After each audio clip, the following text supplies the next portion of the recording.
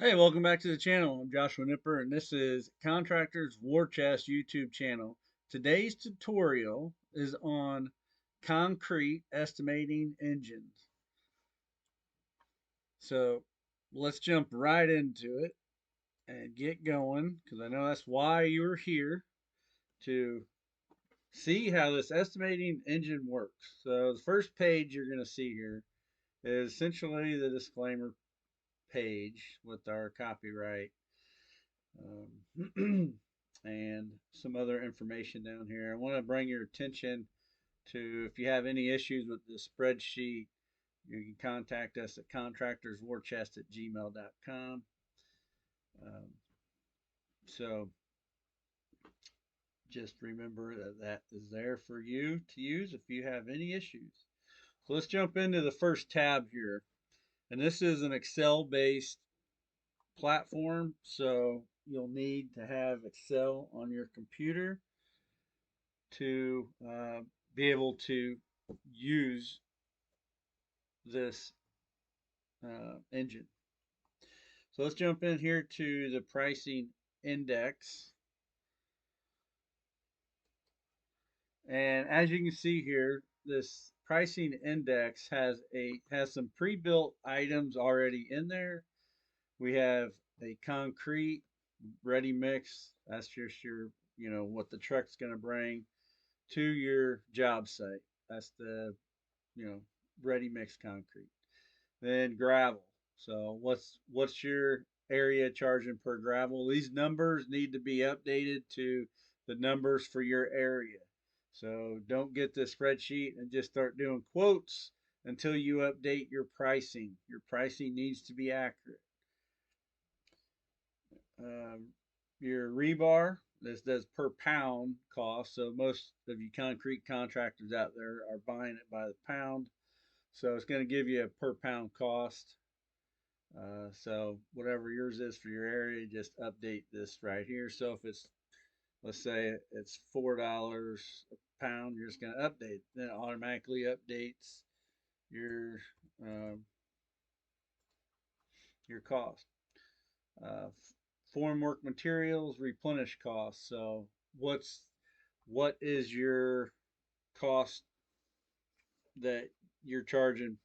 That part of your overhead, because I know concrete guys will reuse their forms a lot of times, but they're only going to last so many jobs before you got to replace them. So that's what that cost is. Concrete sealant, concrete dye, coloring, expansion joints, concrete pumping service per yard cost. So whatever it's whatever it costs in your area per yard, you just update the cost here. A sono tube, um, and then you can put your own items in, whatever you might have specifically for your company that you use. You can put it in there, put the pricing in there, and it will update over here on the estimating engine side. So let's get over here to the estimating engine side. So just note that these spreadsheets are uh, protected to the point. So unless it's yellow, so uh, any input field is going to be yellow, with exception, like you can't come over here and change that. You're going to get a warning sign. But the numbers that are in yellow, like those are the areas that you're supposed to update. So let's just run through a kind of example here. So let's say you're going to do a basement wall and you have a set of plans in front of you and you're looking, and let's say that the perimeter uh, basement for the basement is, let's say the long walls 60, so you have 260, so that's 120. Then your short walls are 40, so 40 and 40 is 80. Um, so let's say that um, your total perimeter of your basement, let's just say, is 240 feet. Okay. Height of wall. So is your basement wall going to be 8 feet or 9 feet? We'll go ahead for this. We'll say we're going to do a 9 foot basement wall and thickness 8 inches. That's your typical basement wall, I believe. And then if you have any openings in your basement, like an egress window, um, or maybe a skylight window that lets some sun in. Every basement's different, so you can put in whatever size window, and it should say on the plans that if you're doing a basement for a house, you'll typically have a plan to go off of. So let's just say you're doing a little square window. Say it's 24 by, we'll just leave that as 36. So that's 6 square feet, or yeah, 6 square feet. So that automatically reduces the amount of concrete because you don't need concrete for that opening. So it automatically adjusts your material. Okay. Um, then if you have more than one opening, then you go ahead and put it here. If you have more than 4 openings, then you can either add that square footage onto one of these openings to uh, calculate that the total square foot opening space, or just deduct some off the material whenever you go to order it. However, however you want to do it, but you have at least 4 openings you can put in here on this spreadsheet. So moving down here to the material list, it gives you a whole material list. Now all this is protected too, so if you go to click on it, it's not going to let you change it. You have to change it in the pricing index. So let's just take a look here. I want this miscellaneous item right here below the sonotube to be, um, let's put we need to put in a grate. Okay, so we're gonna type in grate, and we're gonna put a price there of $60. All right, so let's go back over here to estimating engine. So as you see, grate came up over here, and the new price, $60. Now, in order for that to be calculated onto your material cost, your overall material cost that we'll look at here in a minute, you have to put how many you're going to use. Are you going to buy one grate or 2 grates, 3 or whatever? And it automatically will calculate the amount that you need to be charging for that material cost. So it adds to this material cost up here. All right. So, uh, concrete pumping service. You can go over here and there's a drop down button. So yes or no, are you using a concrete pumping service? So if it's no, then put no, then it's not going to charge you for that. How many pounds of rebar do you need for that job? So you'll go in here and you will put the amount of pounds you need, because you there ain't every concrete guy out there is different when it comes to building their concrete walls. Some of them use more rebar than others. So I wasn't about to, when I built the spreadsheet, to try to figure out every contractor in the United States. So you can put your own concrete or your own rebar input into that. So how many pounds you're going to need for that particular job, and automatically tell you how much it's going to cost based on your pricing index input. All right. So let's go back up here to the top. As you see here, uh, right below the basement wall yards of concrete needed, right below that, I want to show you it also does slab and flat work. So if you're doing, let's say you're doing this basement and you're also going to be doing the basement floor as well, then you can go ahead and put that in here. Or maybe you're coming back to do it at a later time, you can zero these out and just do the slab flat work and then calculate it out like that, however you want to do it. Also does post holes.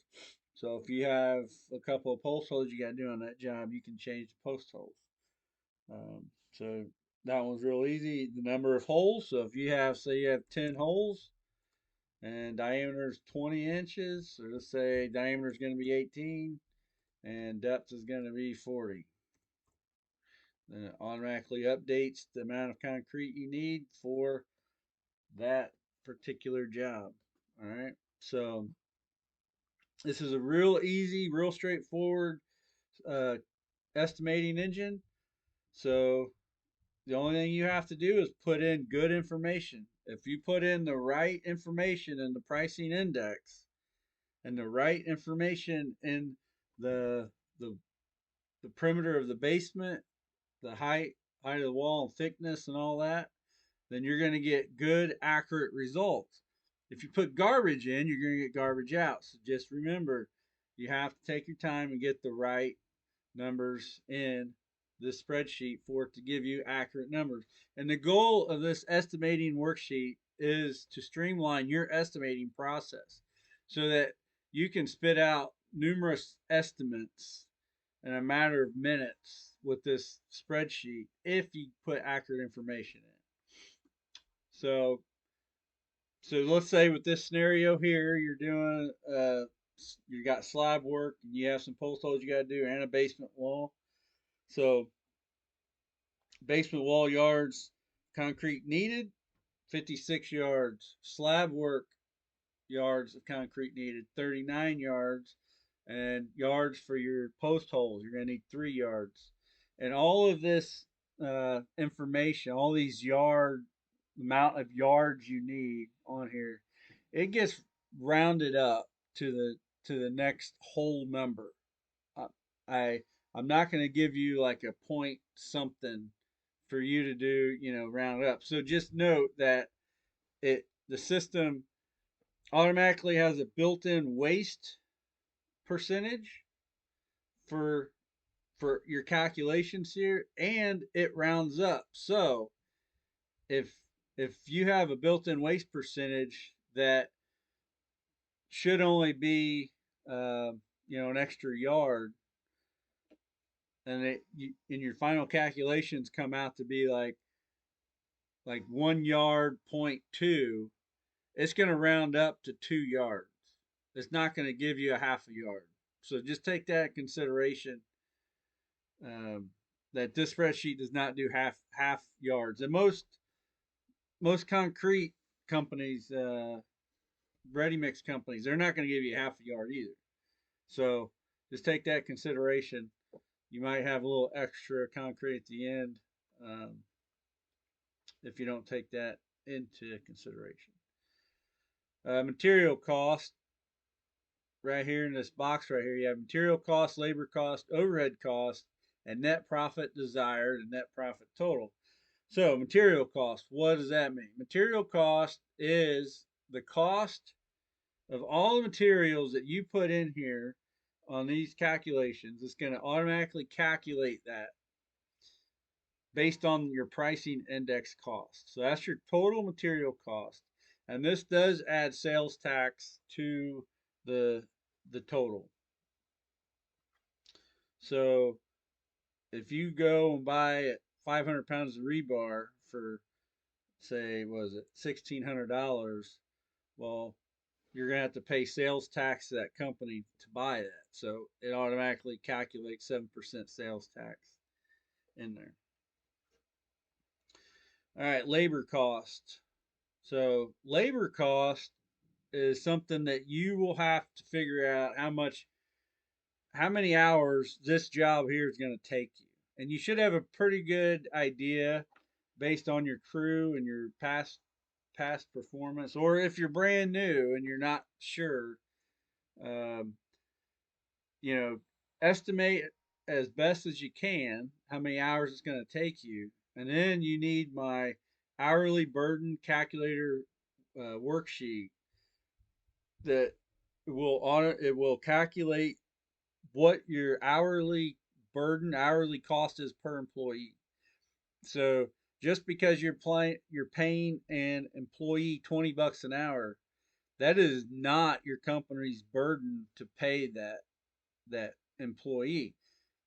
$20 an hour is what the employee makes per hour, and they still have to pay taxes on that hourly wage, and you, the employer, has to pay taxes on that hourly wage plus workman's comp and some other stuff. So typically your hourly burden is about $8 more per hour than what your guy makes. Each state's different, but um, that's why that spreadsheet is so important for you to get. If you plug in, my guy makes $25 an hour, and you go in and you put what um, benefits he has in there based on your company, it's going to tell you what your uh, burden is for that particular employee. If you're a small company and only have a couple employees, it's going to be pretty simple to figure out with this spreadsheet. But it's going to tell you, it's going to add all your employees up, and it's going to give you a hourly amount on what you should be charging per hour for each of your jobs. So if it's going to take you 16 hours to complete this, or if it's going to take you 40 hours, let's say it's going to take you 40 hours to complete this job here. So you use my hourly burden calculator, and the number that hourly burden calculator gives you times that by 40 is the number you should put here in this labor cost. And that way you know your labor, that's the direct cost of this job. Your labor cost is covered. All right. Now let's talk about overhead costs. Your overhead costs are your indirect cost. So that is everything that you have uh, that that you have to pay to keep your business going. So you know, if you have a shop, it's rent for your shop. If you have um, you better have insurance. So insurance payment is a overhead cost per month. Your phone bill, that's an overhead cost. If you have somebody working as a secretary answering phones, that's an overhead cost. Your your wage, if you're just a typical LLC, uh, your wage is an overhead cost. So you know my and again my I have a overhead calculator that will totally calculate this up for you. You just input the numbers in the right slots on this calculator, and it's going to tell you exactly what you should be charging for overhead per job. So if you do 4 of these jobs a month, it's going to tell you exactly what you need to be charging per job to keep your lights on in your company. All right. So figure out your accurate overhead cost and put this number right here in that box. All right. All right. The next one, the net profit percent.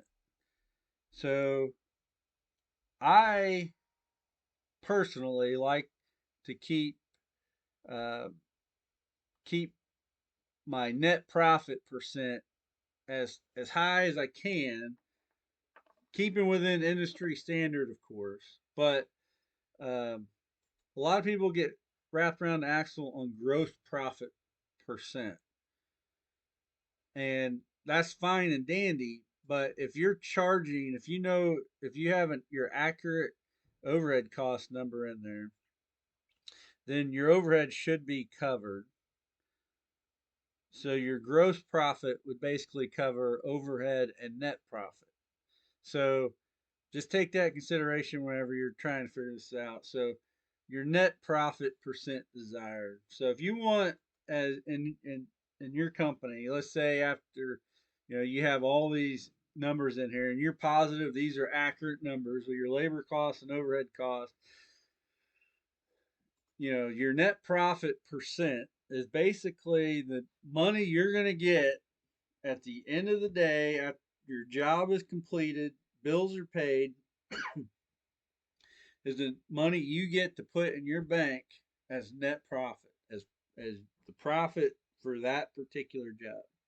All right. So, and it's also a safety net, if you will, if you screw the pooch on some of these numbers above it, if you don't calculate labor costs right, or something happens, you got bad weather or whatnot, and you end up having to pay a lot of labor cost due to bad weather or whatnot, and where you didn't calculate the right material. You don't want to be that guy having to go back to the customer and say, "Oh, I didn't charge enough. I didn't do my estimate properly, um, I need to charge you more." So don't be that guy. So a lot of companies will just take, instead of going back and you know asking the customer for more money, they take it on the chin and take it out of their net profit. So that net profit is also a safety net, if you will. If you and I will say this, if you get in the habit of dipping out of that net profit to save yourself because you're pricing these jobs too low, you're not going to stay in business. You have to be pricing accurately and pricing to a point where you're making money. The only reason we do this every day, go out there and work in the elements and everything like that, is because we want to make money doing this, doing something we love, and making a good living uh, for our families. So don't be stealing from yourself by dipping into that net profit. That net profit should be going into the bank. All right. So if you want to get back on this net profit desired, so let's say you want 25% net profit. So once you change it here in the percentage, it's going to automatically update the total. And as you see, total cost of job is $26,806. Just to remind you,